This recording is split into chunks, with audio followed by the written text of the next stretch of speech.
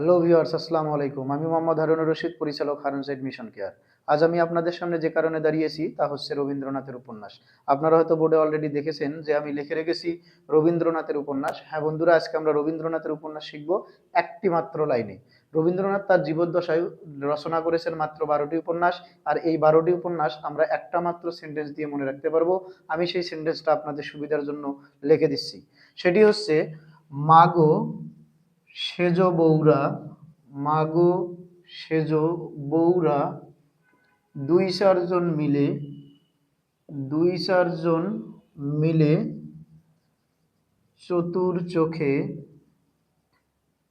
ঘরে বাইরে নৌকাডুবি খেলা দেখে, নৌকাডুবি খেলা দেখে। তাহলে আমি যেটা লিখলাম সেটা হচ্ছে, মাগো সেজ বউরা দু চারজন মিলে চতুর চোখে ঘরে বাইরে নৌকাডুবি খেলা দেখে। হ্যাঁ বন্ধুরা, এই লাইনটার মধ্যেই 12টি উপন্যাস আছে। আমি একটু আইডেন্টিফাই করবার চেষ্টা করি। এখানে মা আছে, মাতে মালঞ্চ, গোতে গোরা, সেতে শেষের কবিতা, জোতে যোগাযোগ, বউতে বউ ঠাকুরানীর হাট, এটি রবীন্দ্রনাথের প্রথম উপন্যাস। রাতে রাজর্ষি, দুইতে দুই বোন, চারতে চার অধ্যায়, আর চতুর্থে চতুরঙ্গ এবং চোখেতে হচ্ছে চোখের বালি। তাহলে দেখেন, 1 2 3 4 5 6 7 8 9 10, আমাদের পাওয়ার কথা ছিল কয়টি? 12টি।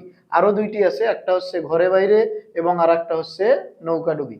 তাহলে বন্ধুরা, আমরা এক লাইনেই শিখলাম রবীন্দ্রনাথের উপন্যাস। লাইনটা আমি আরেকবার বলি, মাগো সেজ বউরা দু চারজন মিলে চতুর চোখে ঘরে বাইরে নৌকাডুবি খেলা দেখে।